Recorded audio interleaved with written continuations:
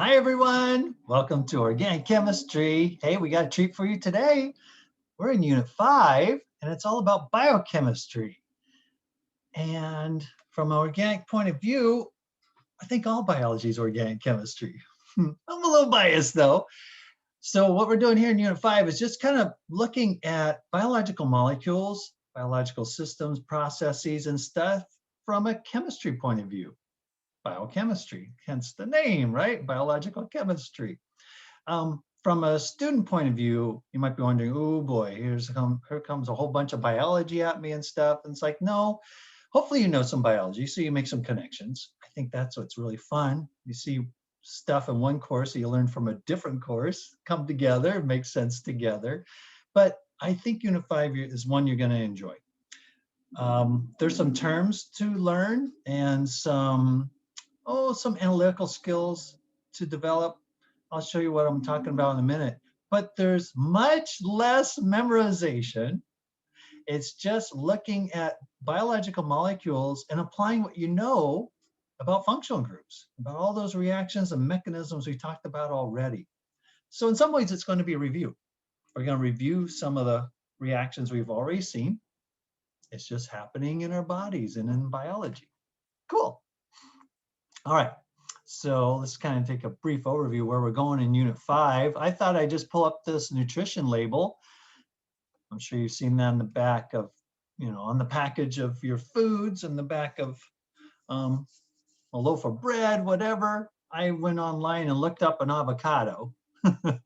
And so here's the Nutritional Facts, a government approved label here.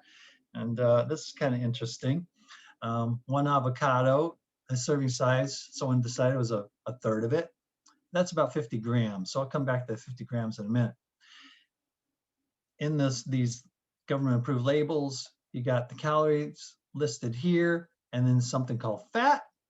And then the fat content out of the 50 grams, there's 8 grams measured in a third of an avocado.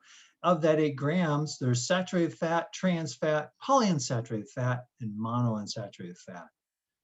Some chemistry terms are showing up here. Remember degrees of unsaturation? Sure, that's talking about pi bonds and rings. Specifically, in a fat molecule that's polyunsaturated, we're expecting 2 or more alkenes, pi bonds. Monounsaturated, how many pi bonds are going to be in this fat molecule? Yeah, just one, mono. So cool. You know some chemistry, you can break down the label, get a little information about what you're eating. Let's see. So I always thought this was interesting. So total fat's 8 grams. 1 gram is saturated. 1 gram is polyunsaturated. 5 grams is monounsaturated. Add that up, you get 7. The total's supposed to be 8. Where's the other gram? It's a rounding error. So I haven't looked at the FDA, Food and Drug Administration's website to find out how they decide to round their numbers. There's only 1 sig fig here, so there's some rounding error. Anyways, all of these fat molecules plus cholesterol we'll learn about in our section dealing with lipids. Lipids will discover biological molecules that are insoluble in water. Greasy fat and artery clogging cholesterol. Maybe cholesterol is getting a bad rap. We'll find a purpose for cholesterol. It's actually quite important. You need some cholesterol. We just, the American diet, we get too much, not good. There's some sodium here. That's inorganic. That's Gen Chem. So we're not going to talk about the sodium in this label, but we will talk about carbohydrates. Carbs. Carbohydrates, there's 4 grams out of that 50. And of that, 3 grams is fiber. So we'll talk, not in this video, but in a later video on carbohydrates, we'll talk about, well, what is fiber? And then other sugars. Sugars are types of carbohydrates. There's no added sugars. Interesting. And again, we have rounding error. 3 grams, all the total carbohydrate, they said there's 3 grams here of dietary fiber. And where's the other gram? Maybe this is like 0.25 of, there's no added sugar in avocado. There's some natural sugars in there, I'm sure. Avocados aren't sweet, so it doesn't surprise me it says 0. It's going to round down to 0 maybe. Anywho, there's also some protein. That's good. And that gives us our 3 classes of biological molecules. The 4th class would be nucleic acids. You know them as DNA and RNA. Okay, so there's 4 classes of biological molecules, and we'll touch on all 4 of those, starting with the carbohydrates. Oh, going back here, 50 grams is 1/3 of an avocado. Of the 50 grams, there's 8 grams of fat. There's 4 grams of carbs, that's 12. There's a gram of protein, that's 13. Where's the other 37 grams? Probably water. Yeah, interesting. Okay, so I know there's vitamins in there, but vitamins are small amounts. There's other minerals in there, other inorganic compounds, but I think most of this is probably water. Okay, we are going to start with carbohydrates, also known as the sugars. You have your simple sugars and your complex sugars. Lots of terms for this category of carbohydrates. What do you need to know? Key concepts, hence this document name. Okay, if you saw some random molecule out there in the universe, and as you study the molecule, you said, oh, there's a whole bunch of carbons. That's cool. It's organic then. It's got carbons.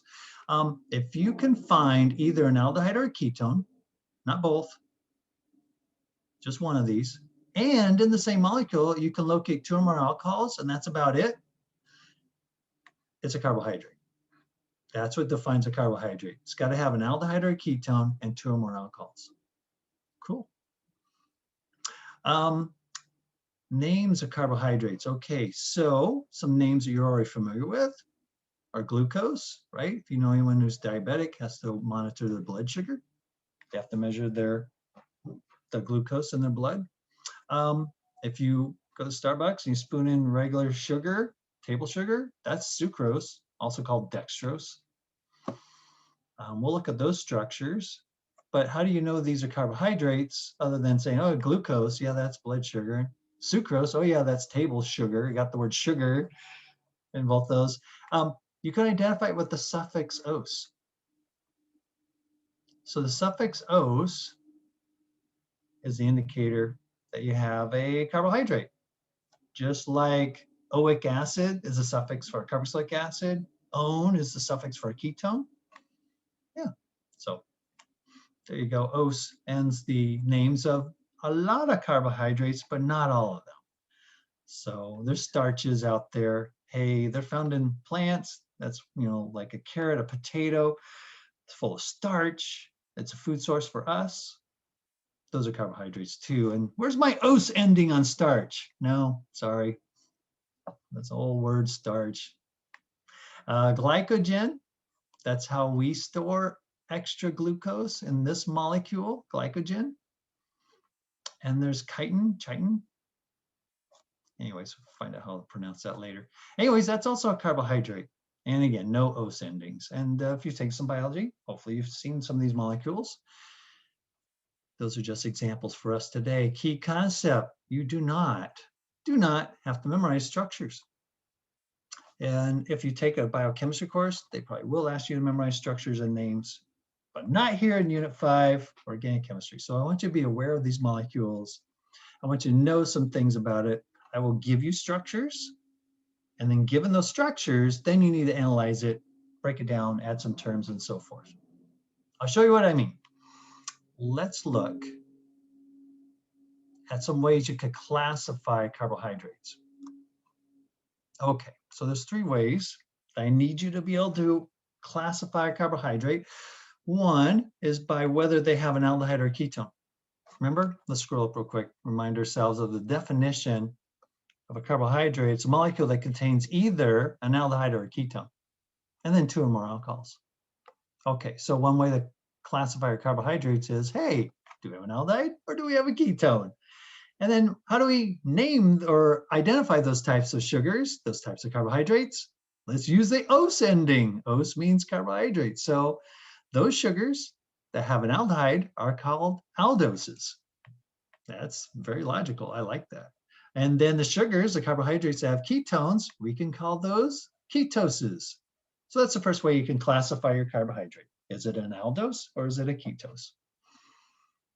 The second way, another way, in addition to calling it an aldose or ketose, you can also identify or classify the carbohydrate by the number of carbons that it contains. How many carbons do you think a sugar that's labeled as a triose contains, right? Tricycle has 3 wheels, triose has 3 carbons. A tetrose, where's my E at the end of tetrose? Pentose, hexose, heptose, nonose, dectose. Yeah, pattern continues. There you go. And that's pretty straightforward, but it's another way to identify or classify your carbohydrates based on number of carbons. Then there are sugars that are classified as D sugars and L sugars. And this has to do with their chirality centers. So I'll highlight that in just a second. It'd probably be better to identify how to classify as a D sugar or an L sugar based on some examples. So let's get to those now. Okay, so sample problem. Let's classify the following sugars. There's glucose, fructose, or fructose. You might recognize that from some some labels say, hey, no high fructose corn syrup. Fructose is the sugar found in corn syrup. And then xylose. Phylum and xylem, what are those things, those parts of it? Oh, my biology's lacking. It's been way too long. If you look at the trunk of a tree, aren't there 2 tissues, the xylem and the phloem, the phloem? I can't remember what they are. But anyways, when I see the word xylose, it reminds me of one part of a tree. It comes from the Greek word for wood. So yeah, there's a connection there. So this is a sugar maybe coming out of wood products. I don't know, I should look it up. But is it a carbohydrate? Yes, it ends in ose. So that's all I need. You don't have to memorize the whatchamacallits. The structures. I can't do 2 things at once. So let me pause the recording and draw those in. So you don't have to memorize them. They'll be given. Okay, so here's the structures. And you'll start to get used to this typical way of drawing carbohydrates with these vertical structures. They're called Fisher structures or Fisher drawings. Let's scroll up a little bit. There we go. Nice. Okay, so key concepts, some major takeaways. When you see these vertical drawings with the lines that are all at 90-degree angles, there's vertical lines, there's horizontal lines. The typical format, let's just go through these key concepts. For carbohydrates have to have at least an aldehyde and a ketone, one or the other. So that group, the aldehyde or the ketone, the double bond O group, the carbonyl group, is always near the top. That's just the standard format for drawing Fisher drawings of carbohydrates. And then it's understood that the vertical bonds are away and horizontal bonds are towards us. Wait, so we have the wedge and dash bonds going on? Why? That's the deal with chirality. So I warned you that Unit 5 is all about review, applying stuff we already know from organic chemistry to these biological molecules. So carbonyl groups, aldehydes and ketones, we studied those in Unit 2 this semester. Chirality, those are carbons with 4 different groups. And there's 2 enantiomers, right? There's 2 ways that a chirality center can have 4 different groups. And we have to draw one or the other chirality center using dash and wedge bonds. So carbohydrates are almost always, maybe it's always, contain chirality centers. So let's take a look at glucose. Where's the carbonyl group? I don't see a double bond. I do in fructose. Here it is. In fructose, is this an aldehyde or a ketone? Well, let's see. It's a C double bond O group, and the carbon's connected to 2 carbons. This is a ketone. Okay. I don't see a double bond O here. That's because it's hiding in the CHO group. The CHO. So let's draw a portion of this. So I'll copy this part Instead of CHO, we'll put in a double bond O and an H here. That's the only way to connect C, H, and O so that everyone obeys honk, right?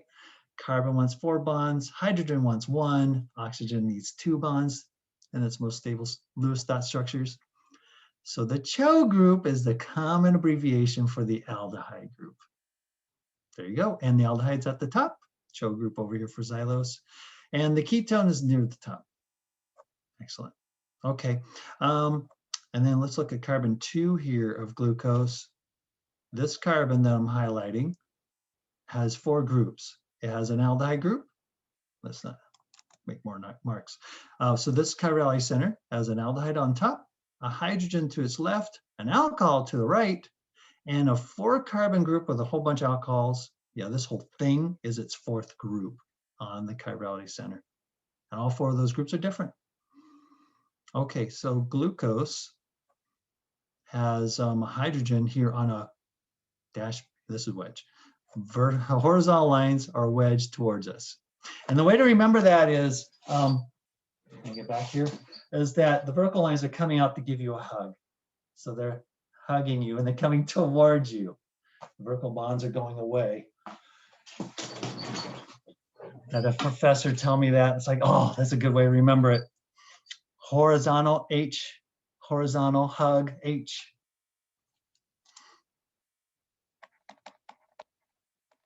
Give me a hug, horizontal bond. Okay, so you can draw your Fisher drawings with a wedge here and a wedge here. Horizontal bonds are actually wedges. And then the vertical bonds, they're dashes. And you can draw your Fisher drawings like that. It just takes more work, more detail. So most people don't do it.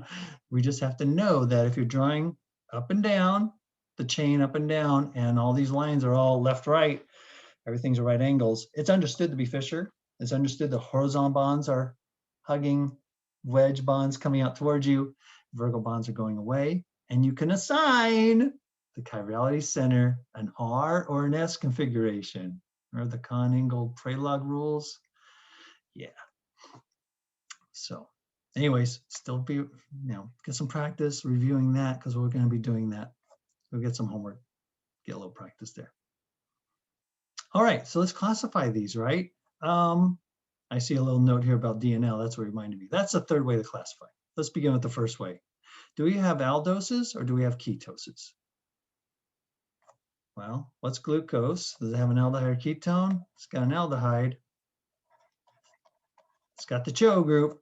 So this is a ketone. It's an aldose. That's my problem. It's got an aldehyde. It's an aldose. Fructose. It's got a ketone. So it's a ketose. Xylose. It's got the CHO group. That's an aldehyde group. It's an aldose. Winner. Easy as that. Nice. A lot of students enjoy Unit 5. It's a nice break from remembering mechanisms and lists of reagents and stuff. Aldoses and ketoses. Got it. All right, second way, it's classified by the number of carbons that they contain. Glucose, how many carbons do you have? I got 1, 2, 3, 4, 5, 6. 6, what's 6? 6-carbon chain. An alkane is a hexane. 6 means, hex means 6, so this is hexose. It's a hexose molecule. What about fructose? It also has 6. Ooh, that's a hexose also. Xylose, I see 5 here. The pentagon has 5 walls. So this is pentose. There is a shortcut. You can actually combine these 2 classification terms into one. You always begin with the aldehyde or ketone. So this, yes, xylose is both an aldose and a pentose, or you can classify it as an aldopentose. What about fructose? Yes, it's a ketose. Yes, it's a hexose, but it's also a keto hexose. Always lead with the aldehyde or a ketone. And then what's glucose then? It's an aldohexose. And that's actually much more helpful. So if you look at these 3 sugars, these 3 carbohydrates, They're all different from each other. Glucose is an aldohexose, fructose is a ketohexose, xylose is an aldopentose. So very quickly you can identify some key differences. Third way to classify, are these L sugars or are they D? Okay, I will only ask you to classify L or D sugars when I give you a Fisher drawing. So when you're given a Fisher drawing, the best way to identify D or L is find the chirality center closest to the bottom. If the alcohol group is on the left, L for left, that makes it an L sugar. All right, glucose, where's your bottommost chirality center? Aldehydes at top, go to the bottom. Here's my bottom carbon, but is this a chirality center? No, it's got 2 hydrogens. Of the 4 groups on this carbon, 2 of them are identical. There's 2 identical hydrogens. This is not chiral. So now move up the chain. How about this one? Yeah, this one has a hydrogen, an alcohol, a CH2OH group, and a 4-carbon group that has an aldehyde in it. Yeah, those 4 groups are different. Here's my bottommost chirality center, and the alcohol group is on the right. This is a D sugar. Specifically, this is D-glucose. And that's how you identify it. It is a D sugar. Specifically, you would label it, this is D-glucose. How about fructose? Bottommost chirality center. Oh, that's not a chirality center. There's 2 H's on this bottom carbon, so go one up. Hydrogen, alcohol, 4-carbon group, 1-carbon group, 4 different groups. Alcohol's on the right again. This is D-fructose. Xylose, what are you? Bottommost, not chiral, 1 up. Ooh, there we go, 4 groups. A 3-carbon group, a 1-carbon group, an alcohol group, a hydrogen group. 4 groups on this carbon. The alcohol is on the right again. Why are they always on the right? I don't know, always. Why are they likely on the right? Most naturally occurring sugars are D sugars. Nature is playing some favorites here, which is crazy from a chemistry point of view, because if we go in the lab and we want to make a chirality center, most of our reactions make a 50-50 mixture. We get both. If we were to synthesize a sugar in the lab by common reactions we use, typically use, we're going to make an L sugar and a D sugar in 50-50 ratio. But nature, she makes a sugar, 100% the D sugar. Or there are some plants and some organisms that can make the L sugars, and they can do it 100% yield of just the L sugar, not the D sugar. Chemists are totally jealous, and there's a lot of research trying to devise new reactions that can be that specific, stereospecific, try and make either the L or the D specifically. There's some pharmaceutical drugs that actually consist of carbohydrates. So there's a lot of important research in this area for making new drug molecules.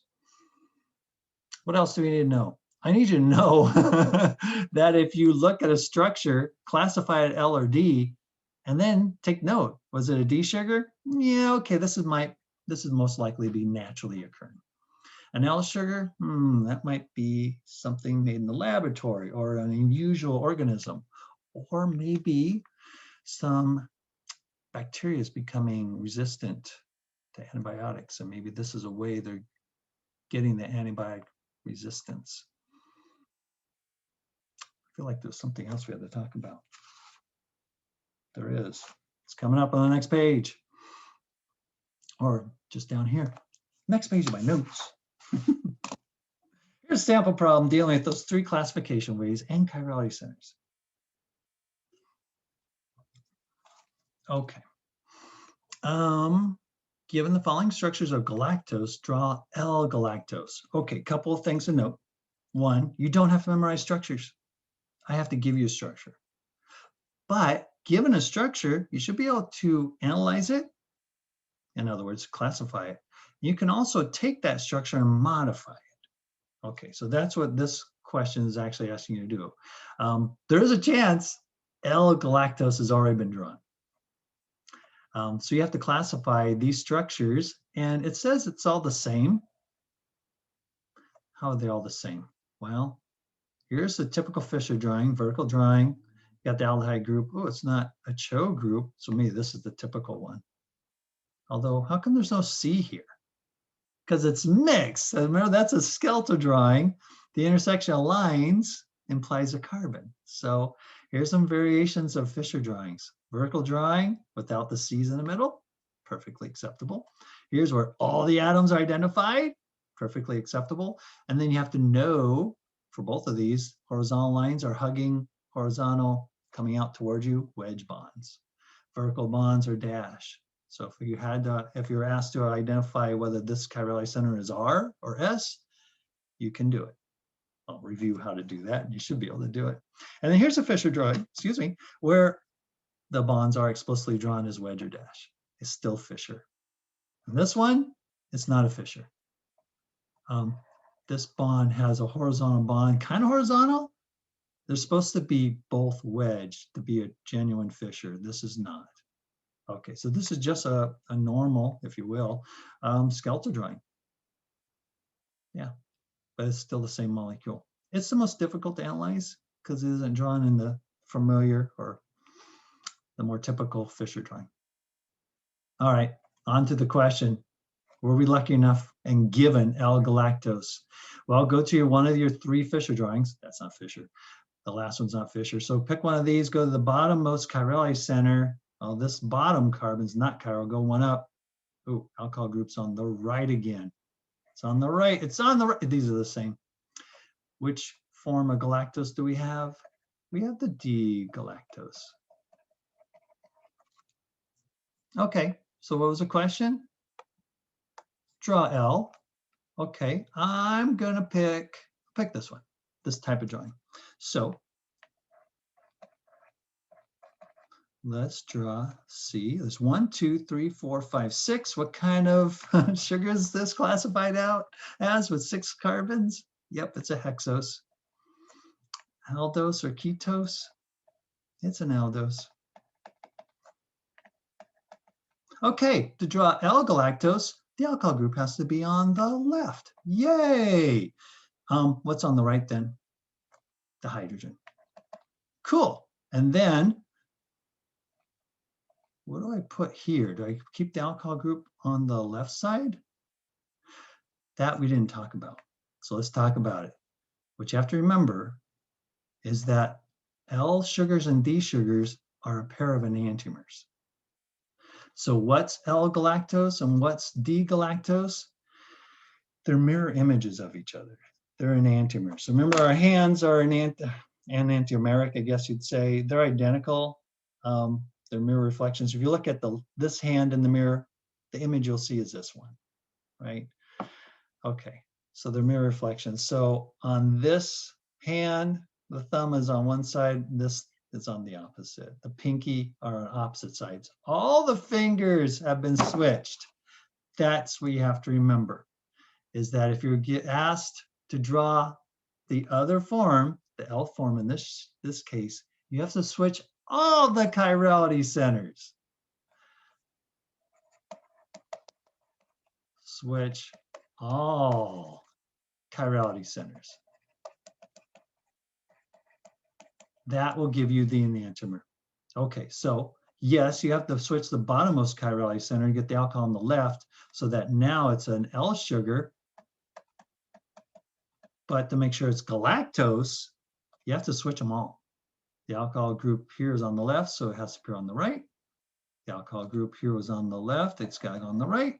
Ooh, this alcohol group is on the right, so switch it. There you go. Now, if you walk away from this, you're going to lose half a point. It's okay to leave this empty. It'd be assumed to be a hydrogen, but I drew in the bond. And then now, a normally trained organic chemist would look at that and say, oh, that's a bond, that's a skeletal drawing. There's a methyl group here. No, there's not. It's supposed to be a hydrogen. Okay, so if you draw on the bond, you must put in the H. If you leave out the bond, that's acceptable. It'll be understood. Oh, it's missing its third bond. Oh, sorry, fourth bond. It's only got 3 bonds of this carbon.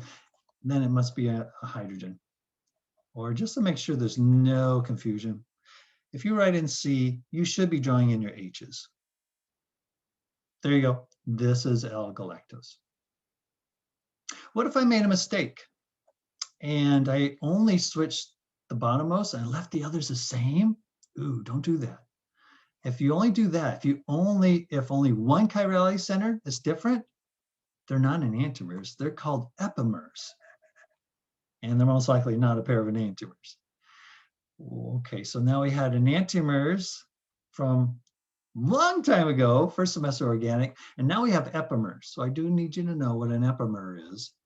It's the relationship between epimers is that you have one molecule that differs from another molecule in only one chirality center.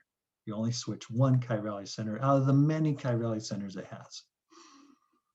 Why is that important? Because they are different molecules. I think that's the end of this column of work. Let's go to the other one. So I found this cool handout. It's actually attached in Canvas if you want a printout of it. You don't have to memorize it. It's just interesting. But what kind of sugar is this? We want to classify it. Well, there's 3 carbons. It's got an aldehyde. So this is an aldotriose.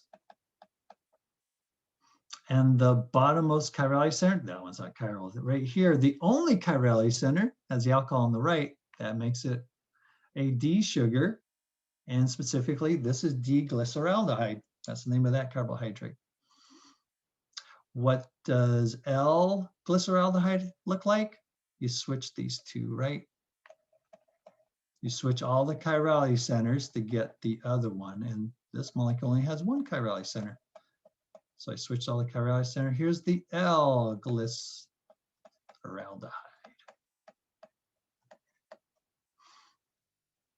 Here's erythrose. Why is it a D-erythrose? Bottommost chirality center, the alcohol is on the right. Cool. If I keep the alcohol on the right and only flip one of these, then I have epimers.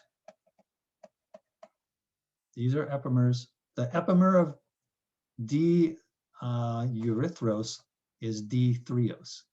Still D sugar because the bottommost chirality center is on the right, but the other chirality center got switched. One of them, only one, was switched. These are not enantiomers of each other, right? They're different molecules. How about ribose? Ribose sounds familiar. Ribonucleic acids? Yeah, we'll see that later in this video. Okay, ribose, is it an aldose or a ketose? Aldose. How many carbons? 5. This is an aldopentose. Is this a D or an L? Bottommost chirality center, alcohol's on the right, it's a D sugar. This is D-ribose. And in this aldopentose, all the chirality centers have their alcohol group on the right if you switch one of them. So arabinose is a different molecule, it's a different sugar. You get a different epimer.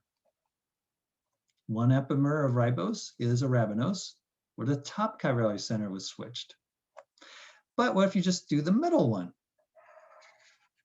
Well, if you do the middle one of ribose, switch that one, you make xylose. Hey, we saw that before. Okay, it's a very different one. So DNA and RNA is made from ribose, but it's not made from xylose. And the only difference is one chirality center. That's an important distinction. It's what makes xylose an epimer of ribose. Okay, what if you switch 2 of them? Well, let's go and switch both of them. All 3 of those. What if we switch all 3? Put the alcohol group over there, alcohol group over there, alcohol group over there. And then this is not a chirality center. So if you want to switch it, you can, but it won't make any difference because it's not a chirality center. What's the name of this molecule? This is something, by the way, that you'll need to be able to do. If I give you these 4 structures on the exam, and then I draw this one, I ask you to name it, you should be able to do it. First, you find the relationship. Well, it's the mirror image of this one. The alcohol group, bottommost alcohol group is on the left, and it's a mirror image. It's the enantiomer. And it has the same name. The enantiomer, this is ribose, but it's the L form of ribose. There we go, that's how you name it. Given the other structures, see what you do. Okay, so what's the relationship between ribose and lixose? Lixose?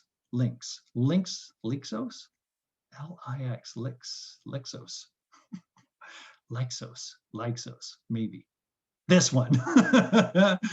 We didn't switch just one. We start with ribose, all alcohol groups on the right. Two of them move to the left. It's not an epimer.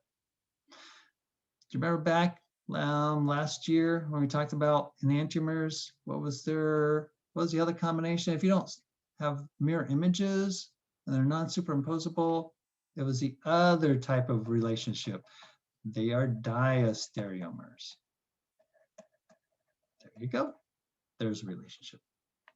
Cool. All righty, I think we're good. Just to see what happens when you go to hexoses. These are all D hexoses. How they're D, the bottommost chiral center has the alcohol group on the right. These are all D sugars. Where's blood sugar? Here it is. We saw galactose earlier. How are galactose and glucose related? Well, let's see. Look in the chiral centers. There's an alcohol group on the right. It's a match. Then it's on the left. It's on the left. Ooh, switch this one. We switched one. And then the bottom one's on the right. We only switched one. Galactose and glucose, blood sugar, are epimers of each other. Nice. Okay, I think we're good. So review the video if you need to. Should be able to classify carbohydrates, whether they're aldoses or ketoses. By the number of carbons, hexoses, pentoses are most common. And then whether they're L or D, look at the bottommost chiral center. Left side alcohol is an L sugar. And then know the relationships between epimers, one chiral center is switched, and enantiomers and diastereomers. Oh, and I guess to be complete, what's the relationship between, let's take ribose and maltose. You look at ribose, all the alkyl groups on the right. Maltose has all the alkyl groups except for one. Ooh, you switch one. Does it look like an epimer? No, it's not an epimer. It first has to be an isomer. Isomers are molecules with the same chemical formula. Ribose is an aldopentose. Maltose is an aldohexose. It has a different chemical formula. There's 6 carbons here, there's only 5 here. So these are just different molecules. They're not enantiomers, obviously. They're not mirror images. They're not epimers because they first have to be isomers. They're not isomers. They have different chemical formulas. 5 carbons here, 6 carbons there. They're just different molecules. So I won't put that on the exam, but you take the MCAT, or you take the dental admission test, they might be asking something like that. Okay, cool. And that's it for that lane, right? Yes. What's over here on the right? More stuff. Okay, more review. Okay, so back in unit 2, I believe it was, we're looking at aldehyde and ketone chemistry. Why are we reviewing that now? Because what defines a carbohydrate? Molecule with either an aldehyde or a ketone and 2 or more alcohols. Okay, so all the aldehyde and ketone reactions we saw in unit 2, those can be performed on carbohydrates. They have aldehydes and ketones. They can do those reactions. And one reaction is to form an acetal. And that had a lengthy mechanism. What's an acetal?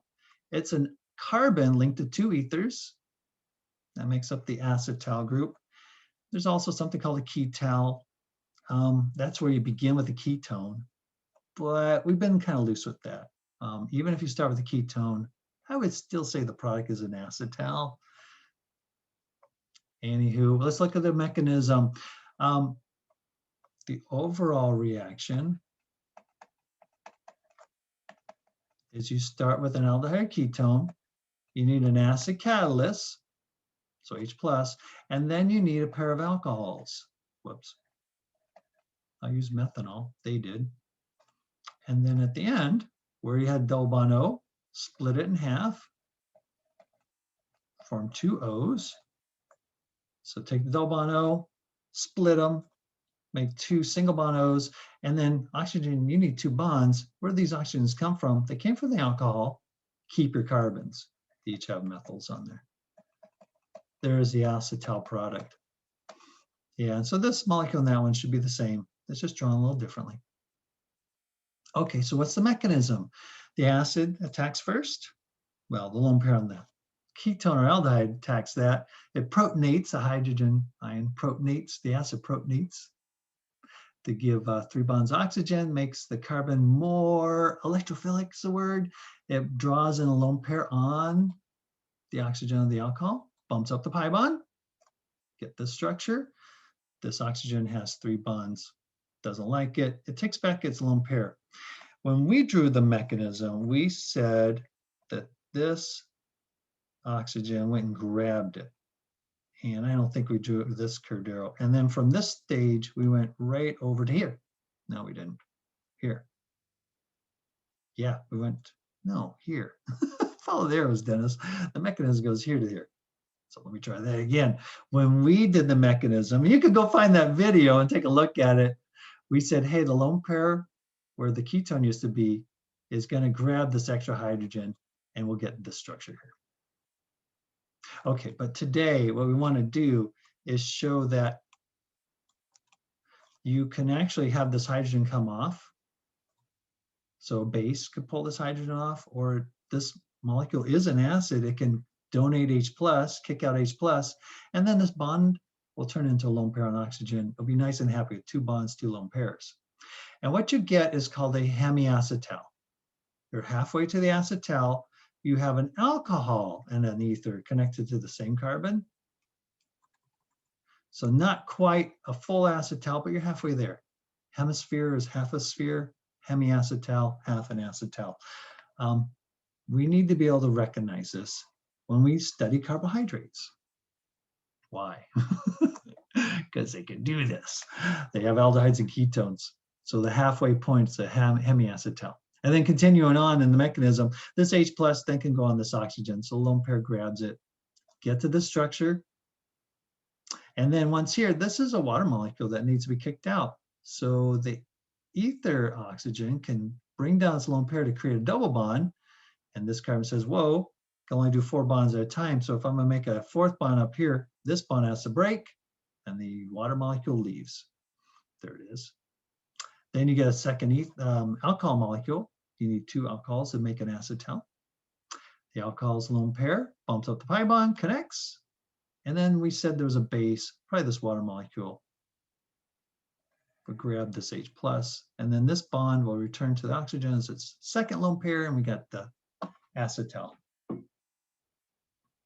Nice. So that's the mechanism. You can memorize it with all these steps, or just go back to Unit 2 and measure and remember the original mechanism, which was shorter. Very good. In the homework, I believe there's a mechanism asking you to stop at the hemiacetal. So you're going to have to get rid of this hydrogen so you can create the hemiacetal.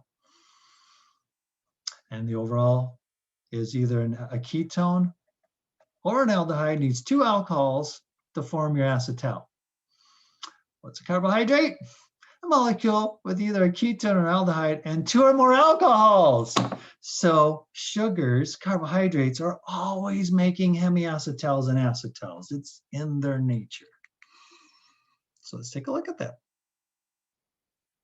Okay, so what's this molecule?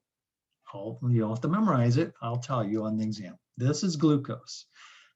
I was generous. I didn't have to tell you it was D-glucose, but I did here. If I didn't, right, bottommost alcohol on the right, that's D-glucose. I'd have to tell you this is glucose. So, okay, and looking at its vertical drawing, we recognize it to be a Fischer drawing. In solution, in our bloodstreams right now, coursing through our blood. This molecule is glucose. It's blood sugar, and this is not the most common form of blood sugar circulating right now in your bodies. It's actually this one, because it can form an acetal, or actually it just goes halfway. It has one of its own alcohols bump up the pi bond. So back here in the mechanism, we added an alcohol, bump up the pi bond. Oh wait, it had to be protonated. Where's the acid? Well, what's blood? What's the body's pH? It's just above 7. I think it's like 7.4, so it's slightly basic. But it's pretty darn close to neutral. So what does neutral mean? Well, neutral means you have equal numbers of H plus and hydroxide ion in the bloodstream, in aqueous solution. So there is H plus and there is hydroxide ion and when you're at pH 7. That's the definition. So there's enough H plus in the bloodstream already that catalyze this reaction, right, Kellis? You don't need a whole bunch, just need a little bit. And so this fifth alcohol, the alcohol in carbon 5, molecule can twist on itself and bump up the pi bond and form a hemiacetal. Okay, so now I need you to be able to find the hemiacetal. This is a task you need to be able to do. So what's a hemiacetal? What's its definition? It's a carbon with both an alcohol and an ether attached. More importantly, it's a carbon linked to 2 oxygens. So that's the key. Find a carbon linked to two oxygens. So here's an oxygen linked to 1 carbon. The carbon's connected to another carbon. How about this carbon? It's only connected to 1 O. This carbon's connected to 1 O. This carbon connected to 1 O. This carbon, ooh, there we go. This carbon is connected both to an ether and to an alcohol. Here's the hemiacetal. Okay, it forms a ring. This oxygen here that bumped up the pi bond that makes the hemiacetal, it actually closed up the molecule into a ring. And this carbon, is it chiral? Well, that's carbon 1. Here's carbon 1. Was carbon 1 chiral before? No, it's got 3 groups. It's got a double bond O, an H, and the rest of the molecule. There's only 3 groups. It's not a chirality center. But the hemiacetal, this carbon's got an alcohol group, the unwritten hydrogen, the bottom half of the ring, and the top half of the ring. Hey, and the top half's connected to O, whereas the bottom half's connected to C. This is a chirality center. We just gained a chirality center. And you can make either one enantiomer or the other. One isomer, what's the word? One stereoisomer or the other. There's the word. You're not going to make enantiomers, right? Because the other chirality center is already fixed. So when you create the chirality center here, in this drawing, the alcohol group is pointing up, but sometimes the alcohol group points down. So there's 2 ways, nature allows 2 ways to make the hemiacetal because that's a chirality center. Sometimes it's R, sometimes it's S, and I'll leave it up to you to figure out which one's which. You won't have to do that because this is not a Fisher drawing. It's a Haworth drawing. So anyways, I'll talk about Haworth in a second. Let's finish up the hemiacetal discussion. Sometimes the alcohol group's pointing up, sometimes it's down because of the new chirality center. There's 2 choices. And so now we need names. We need to identify it, right? There's a new idea here, scientists. Every time there's a new idea, we need a new term to label it. So we start with D-glucose. It's still the same molecule. It just closed up on itself. So now it does have a different shape. And reflect that, you don't have to know this on my exams. We had the phrase furan. That represents a 6-membered ring. Furan represents a 5-membered ring. Oh yeah, because of tetrahydrofuran. So if you see beta-D-glucofuranos, it means this oxygen closed up the ring to make a 5-membered ring. I'm not making notes on that because that's not on my exam either. Just a little aside for biochemistry people. You'll see that if you take a biochemistry class later. Okay, what we need to know though is that when the ring closes up, and you don't have to draw these molecules, I'll be giving you those, but you have to understand how all the carbohydrates, not all of them, most of them, long enough chain, they can actually close up on themselves to form hemiacetals. And when they do, two molecules are possible, two isomers are possible. In this case, the alcohol group could be up or it could be down. And now we need a term to identify them. When the alcohol group is down, it's alpha. When the alcohol group is up, it's beta. So remember, up is beta. So this drawing over here, where's the hemiacetal? Find the carbon linked to two oxygens. One's an ether, one's alcohol. And the alcohol group is down. That's the alpha form. Up is beta. So you need to remember that. And thankfully, students come up with the best ideas. So think of a boat on the waves. This is a boat. And draw it with the Greek letter beta. What's underneath the boat? The fish. They're swimming along, and make them alphas. The fish are under the boat. Yeah, so if the alcohol group is under the ring, under the boat, then that's the alpha form. And then when the alcohol is above, like the sail, the boat is above the water, above the waves. That's the beta form. Yay! Good job, students. I love that one. What else do we have to know about alpha and beta? What else do you have to know? Haworth. We didn't talk about Haworth. Okay, the Haworth drawing. So you need to be able to recognize that there's, well, here on the screen, there's three ways we're drawing these carbohydrates. There's a fissure. So you have to see that it's vertical and the horizontal and vertical bonds are drawn in there. That identifies as a fissure drawing. These two both have rings, but this one is the chair form. This is not a chair. Okay, so this is Haworth. And actually, now I'm saying that out loud. I remember we did go over Haworth. The Haworth reminds you of those canopy beds, right? So my daughter had one. It's these beds, draw a bed. So bed's coming out towards you. Put the pillow here. Put someone right here. Hi, we're taking a nap. And the, right, there's the legs of the bed that hold up the bed. But in one of those canopy beds, you have these poles that go overhead, and this flowery drapery is up on top, making a nice cover, and that's an ugly drawing. But here's the idea. The bed is the ring, and then the drawing is supposed to be flat. But reality, this is the true shape of the molecule. So we distort it so we can understand the orientation of these bonds. Some are vertical, the canopy part, and some are, they're both vertical. Some are pointing up, some are pointing down. So this bond is below the bed, that's down. This one's down, this one's up, this one's up. Oh, by the way, this is not alpha. No, no, no. You only use the alpha, and that's not beta. No, no, no.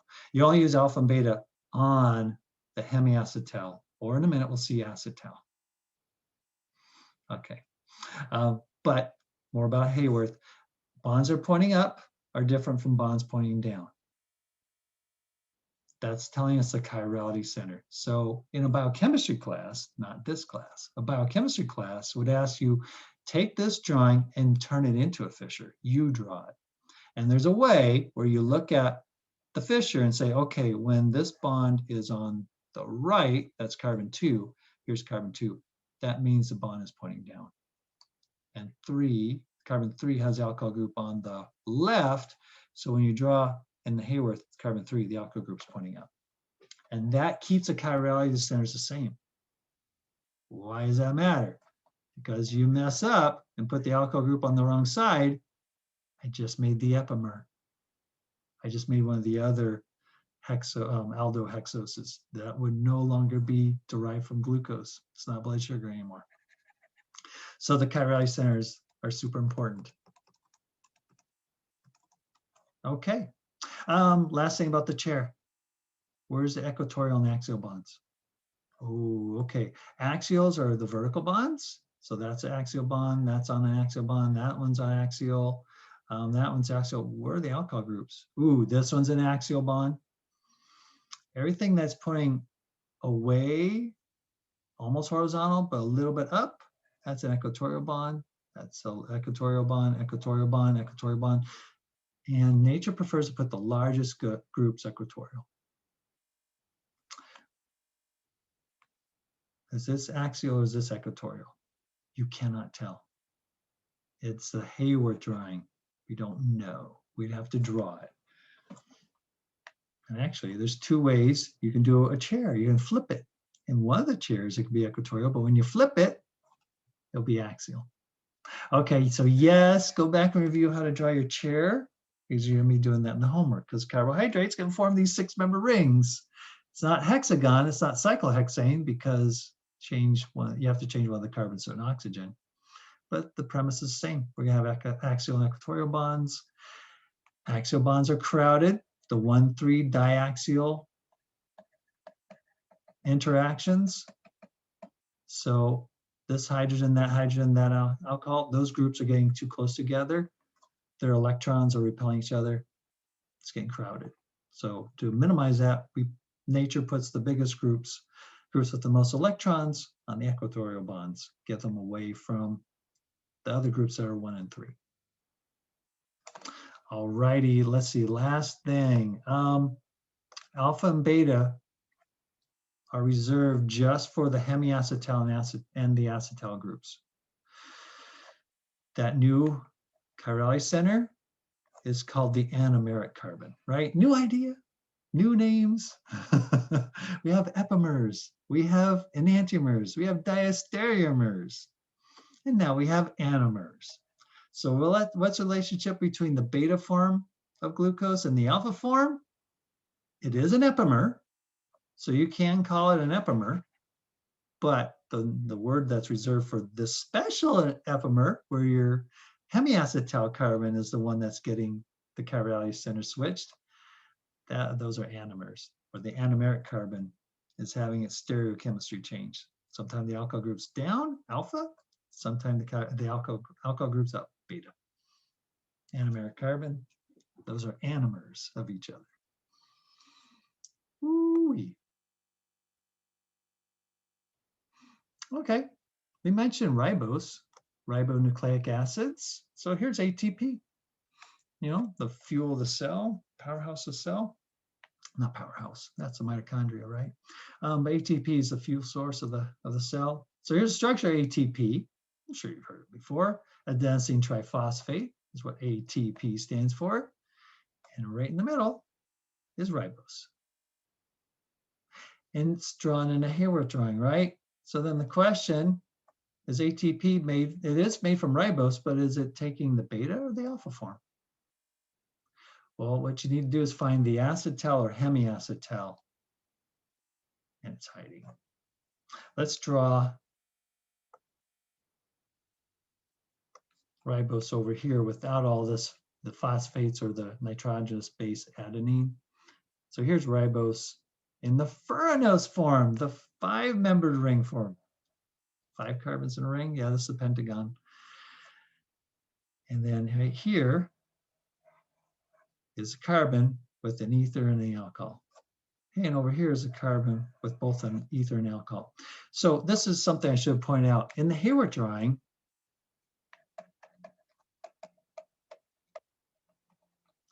usually, right, chemistry, there's exceptions. Usually the hemiacetal or the acetal appears on the right.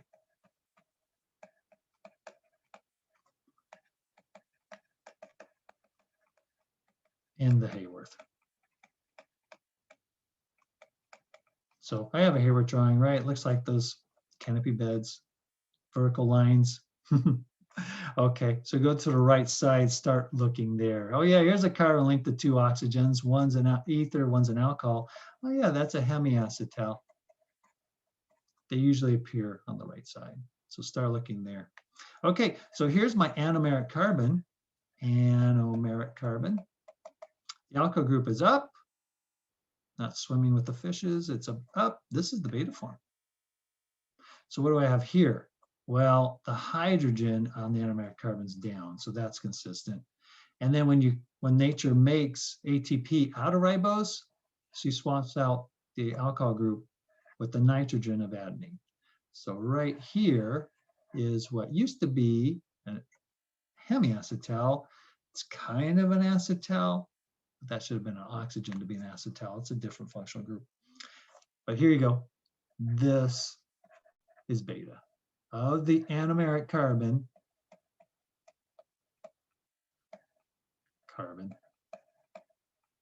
the group that's not a hydrogen is pointing up. That's the beta form. Beta. Nice. Let's see, RNA and DNA. RNA stands for ribo. Oh, come on, I can't spell. Ribonucleic acid. And DNA is made from deoxyribonucleic acid.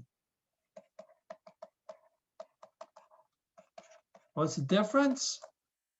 Well, it's deoxy, detach oxygen. Yeah, so on carbon 2, remove the oxygen. That's the only difference. So ribose has an oxygen on carbon 2, it's an alkyl group. DNA, the second carbon, here's carbon 1.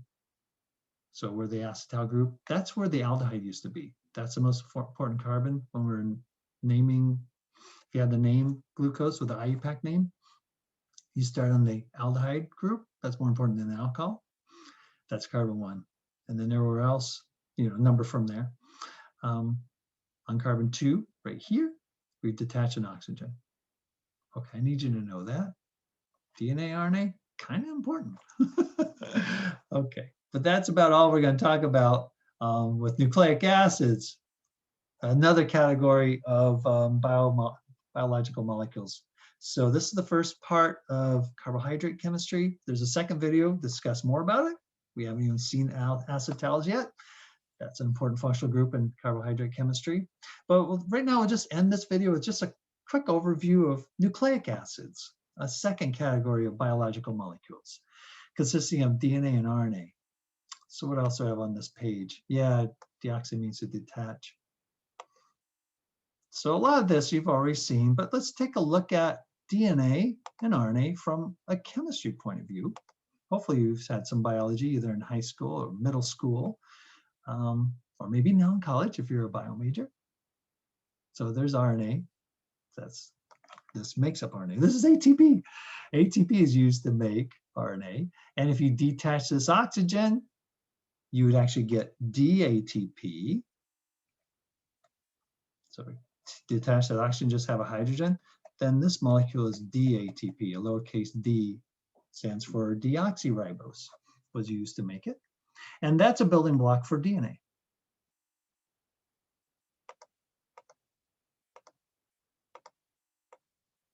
Here are the building blocks for RNA and DNA. So we have adenine and guanine, cytosine, thymine. Those are the 4 bases of DNA. Uracil substitutes the thymine to make RNA. And then there's just connection organic chemistry there. We haven't studied those heterocycles. Here's ribose and deoxyribose, the phosphates, yay. Start putting them together. So start with ATP. So let's look at ATP again. You got the sugar in the middle, the base with nitrogen, lots of nitrogen, so nitrogenous base. And then we have the phosphates that make up ATP. That's a building block for RNA. Detach this oxygen, that's a building block for DNA. So here's a short segment of DNA. How do I know that? Well, I'll go see if the oxygen's been detached on carbon 2, and yes, we're missing the alcohol.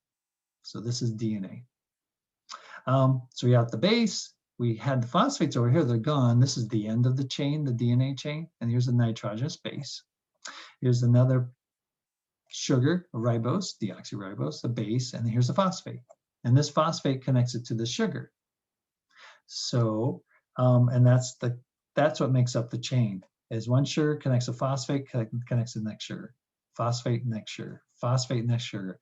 This chain, this DNA chain, is made of sugars and phosphate, the sugar phosphate backbone, phospho-sugar, forget the term. Anyways, that's the chain. On the phosphate is a negatively charged oxygen. So this whole molecule is some huge polyanion. It's negatively charged. It helps make DNA soluble in water. Cool. And sticking off of the sugar, the ribose, deoxyribose, are those bases, and the order and identity of these hides the genetic code, right? Cool. So cool things about DNA. This is just a zoomed in portion of a tiny bit of DNA. So if we zoom out a little bit, we can see more of the three-dimensional structure. So hopefully you've seen structures of the double helix, right? And so maybe here in the middle, you start to see the atoms, and it's hard to pick out, but you actually have two chains, double helix. And on one chain, you have the sugars and the phosphates, and sticking off of the sugar is the nitrogenous base, an A or a T in this case, or a G or a C. And they're hydrogen bonding the whole one chain against another. And you get this nice three-dimensional shape of the DNA helix. Now zoom out even farther. This is one of my favorite slides, kind of tying both biology and chemistry together. So high school, I think I took biology and learned about DNA replication, right? So you got your cell that actually divides into two daughter cells. It has to duplicate the DNA and split the chromosomes, so each one gets a copy. And so, hey, the chromosomes, that's where the DNA is at.